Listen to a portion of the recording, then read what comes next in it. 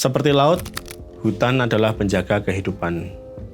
Hutan menyimpan keanekaragaman hayati dan cerita-cerita panjang umat manusia yang tinggal dan bergantung padanya.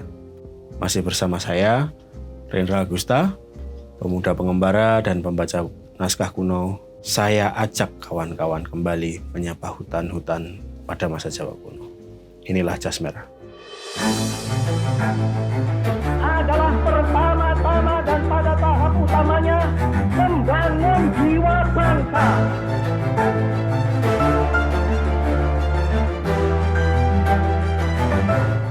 Ketika kita membincang hutan, kadang yang hadir adalah kata seram, liar, atau penuh misteri.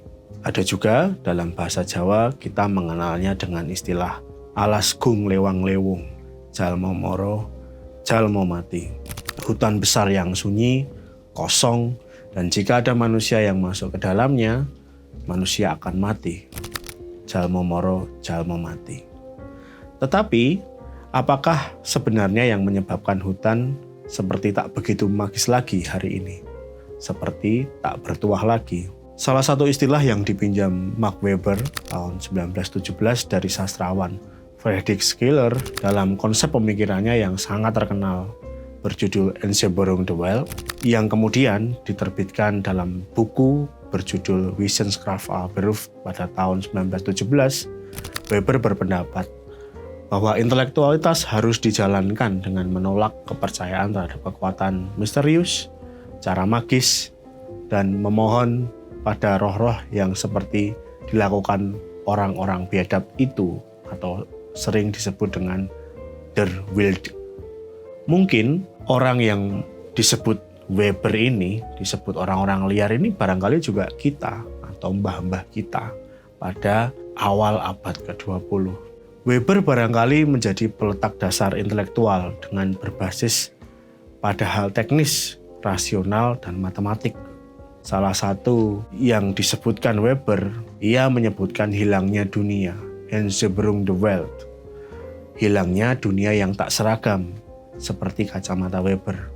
Hilangnya hal-hal ajaib dari dunia ini. Barangkali hal-hal ajaib itu juga hilang dari duniaku, duniamu, dan dunia kita. Dunia jagat Nusantara ini, wabil khusus wilayah Jawa. Jawa secara eksploratif menjadi sasaran ekspedisi kartografi. Ada juga kemudian dilakukan uji coba lahan atau yang kita kenal dengan pra-forestation, pengkulturan tanaman, dan dampaknya sudah barang tentu. Konsep pemberadaban bangsa Nuswantara atau pembaratan. Paling tidak dalam riset Pak Peter Carey dan Reinhardt pada tahun 2021, dia menampilkan bahwa peta karya John Walker yang dipublis oleh Raffles dalam bukunya History of Java seolah-olah ingin menandakan tidak ada lagi tempat yang misterius di Jawa.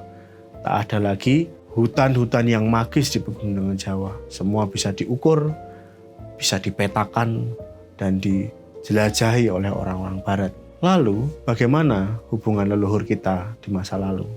Masyarakat Jawa kuno pada umumnya menempatkan hutan sebagai tempat suci, pertapaan, atau wanasrama. Dalam riset Nini Susanti Tejawasono, dalam Prasasti Kusambian yang dibangun pada era Airlangga menjelaskan adanya larangan menebang pohon-pohon yang dianggap bernilai sakral.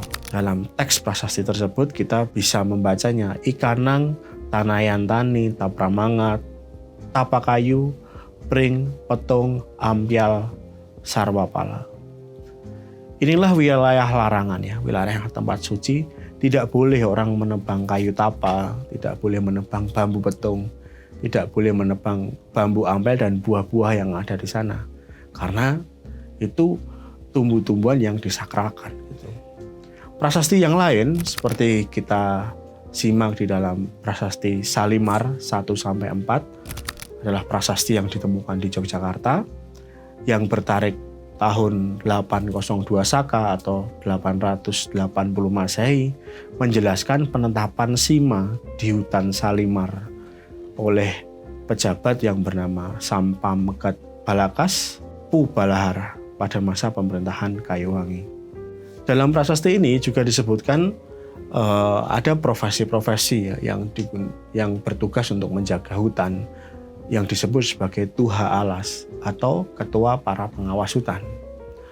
Beberapa prasasti lain yang juga sama seperti Salimar, kita bisa membaca hutan dari prasasti Waharu I, prasasti Mulak, prasasti Kuak I, prasasti Kubu-Kubu, prasasti Tunahan, Humanding, prasasti Mamali, Tanagal, dan yang lainnya.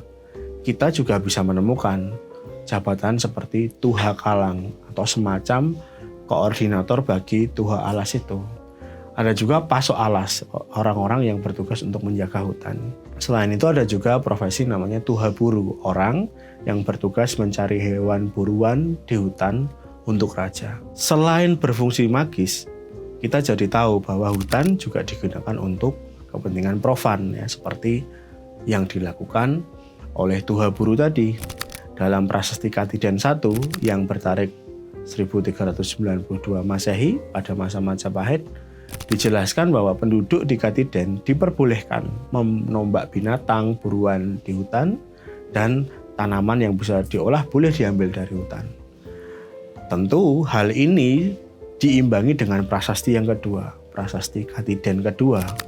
Di situ tertulis Hangraksa Halalang I Gunung Lejar gitu. Jadi 11 desa yang berada di wilayah Katiden tadi, kamu boleh mengambil hewan buruan dari hutan, tetapi wajib menjaga hutan tertentu yang dalam hal ini disebut hutan halalang di Gunung Lejar. Jadi dua hal yang sangat berimbang. Satu bernilai sakral untuk dilindungi dan satunya dimanfaatkan sebagai nilai profan. Nah, sejak masa Jawa kuno, kita disodorkan data bahwa hutan dipakai dalam dua kepentingan. Kepentingan religius dan kepentingan profan. Dan keduanya harus seimbang, seperti dalam prasasti Katiden tadi. Dalam tradisi Siwaistik, masyarakat Jawa kuno juga mengenal istilah wanaprasta atau jenjang kehidupan ketiga dalam ajaran Siwa atau yang kita kenal dengan catur asrama, di mana ini berarti masa transisi spiritual. Seseorang mulai melepaskan diri secara perlahan dari ikatan duniawi dan tanggung jawabnya dari keluarga dan fokus mendalami spiritual. Kemudian memulai pengabdian pada hal yang lebih tinggi dan mempersiapkan diri pada tahapan yang terakhir sebagai sannyasin dan menuju moksha. Umumnya latihan melepaskan diri dari kehidupan duniawi dilakukan di hutan-hutan suci.